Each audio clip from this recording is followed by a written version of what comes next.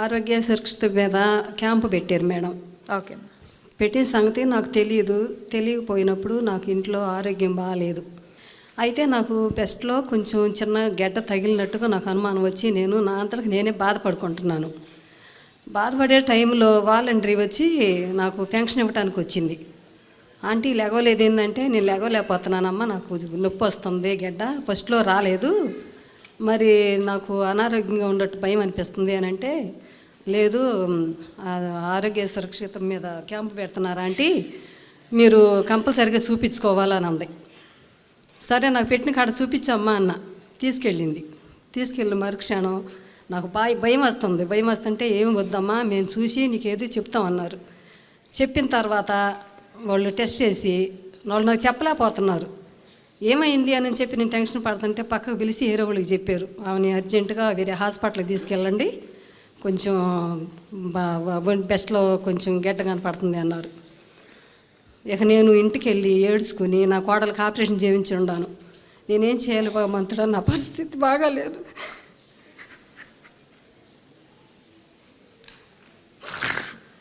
నేను చెప్పుకోలేక నా కోడళ్ళని దగ్గర పెట్టుకుని నా కోడళ్ళు నేను ముగ్గురం కూర్చుని ఏడ్చుకున్నాము. అది అంటే భయం, ఏంటి ఈ స్థితి వచ్చింది, నేను ఎవరు చెప్పుకోను అని నా కోడళ్ళు నేను ఏడ్చుకుని తెల్లారి హాస్పిటల్కి వెళ్తే తెలిసిన డాక్టర్ గారు ఉన్నారు, తాడేపిల్లోళ్ళు, నీకేం బాధ లేదమ్మా, ఆరోగ్యశ్రీ మీద అన్ని టెస్టులు ఫ్రీ అవుతాయి, నువ్వు ధైర్యంగా ఉండవని నన్ను కూర్చోబెట్టి ఆ రోజు అన్ని టెస్టులు చేశారు. చేసిన తర్వాత ఇంకా ఆంటీ నీకు భయం ఏమీ లేదు, అంత పెద్దదేం కాదు, చిన్నదే, ఫస్ట్ స్టేజీలో ఉంది, మేము ఆపరేషన్ చేస్తామని నాకు ధైర్యం ఇచ్చారు. ఇచ్చినా కూడా నాకు ధైర్యం లేదు. ఇంటికి వెళ్ళిన తర్వాత అన్నీ చదువుకుంటున్నా, ఇవన్నీ నేను చూడగలుగుతానా, ఇవన్నీ నాకు ఎందుకు అని తీసి చిమ్మేసేస్తున్నాను, అన్నీ గొడవ చేసేస్తాను. ఇంక నేను బతకను, నాకు ధైర్యం చెబుతున్నారు కానీ లేదు, ఇక నేను బతకను, 10 రోజులు ఉంటాను, 20 రోజులు ఉంటాను, నా ఆందోళన నాకు. అయినా కానీ ధైర్యం చెప్పి తీసుకెళ్ళారు, ఆపరేషన్ చేయించారు. నాకు ₹1 ఖర్చు కాలేదమ్మా, మంచి భోజనము, టిఫిన్, పాలు అన్నీ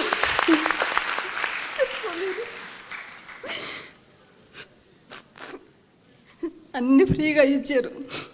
ఆపరేషన్ అయ్యి నన్ను సంతోషంగా ఛార్జీకి డబ్బులు ఇచ్చి ఇంటికి పంపిస్తుంటే, ఇంటికి వెళ్ళి నేను ఏం తినాలి, నా కోడళ్ళు నా దగ్గరే ఉండారు ఈ దేన స్థితిలో అని నేను బాధపడుకుంటుంటే, అకౌంట్లో డబ్బులు పడ్డాయి అని నాకు కబురు తెలిసింది. అమ్మని ఇంటికి వెళ్ళిన తెల్లారి ఛార్జీ డబ్బులు ఇచ్చి పంపించారు. ఇంటికి వెళ్ళి నాకు ఆ బ్యాంక్ ఇవ్వలో తెలిసిన వాళ్ళు ఉండే, ఆంటీ నీకు అకౌంట్లో డబ్బులు పడ్డాయి అన్నారు. ఇదేంటి నాయన అంటే, ఆశ్రయ డబ్బులు, నీకు ఎన్నాళ్ళు పేషెంట్గా ఉంటావో, నువ్వు పనిలేని స్థితిలో ఉంటే నీ కుటుంబానికి రక్షణగా డబ్బులు పడ్డాయి అన్నారు.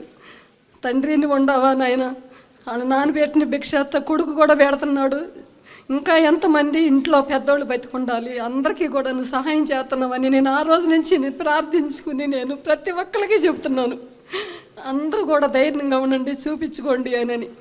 నాకు చాలా సంతోషంగా ఉంది. 5 లక్షల నుంచి 25 లక్షలు చేశారని చెప్పి నాకు ఆరోగ్యశ్రీ కార్డు కూడా ఇచ్చారు సార్ గారు పిలిపించి.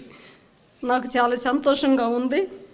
మళ్ళీ జగన్ బాబు రావాలి, ఇంకా ఎవరు వచ్చినా వాళ్ళ కాదు, ఆయన సంతోషంగా పైకి రావాలి, ఆయన గురించి ప్రార్థనలు పూజలు అందరూ చేయాలి.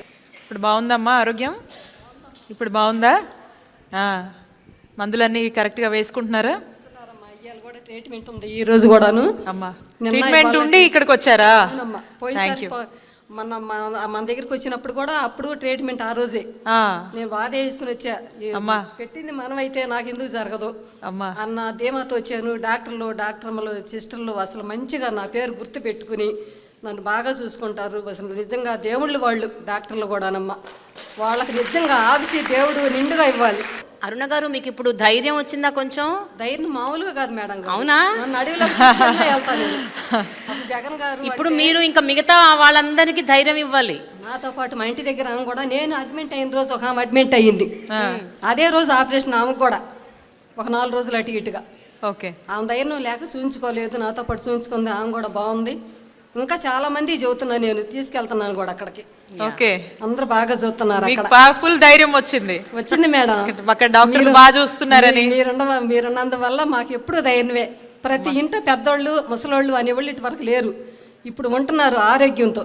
అమ్మా. అసలు హాస్పిటల్లో చూస్తే ప్రతి ఒక్కళ్ళు కూడా ఆనందంగా ఉంటున్నారు, ధైర్యంగా చూపించుకుంటున్నారు. ఒక్కదాన్నే ట్రీట్మెంట్ తీసుకుంటున్నాను నేను వెళ్ళి. ఆపరేషన్ చేయించుకుని ఇంటికి వచ్చిన దగ్గర నుంచి నెక్స్ట్ నెల నుంచి కీమోలకి పెట్టుకొని ఒక్కళ్ళు నడవలేరు, బలహీనం అవుతారు. కరెంటు పెట్టినా కీమోలు పెట్టినా నేను ఒక్కదాన్ని వెళ్ళా, నా పిల్లల్ని కూడా రానియలేదు. అందరూ అంటారు అసలు నువ్వు నీ ధైర్యాన్ని చెప్పుకోవచ్చు అంటారు.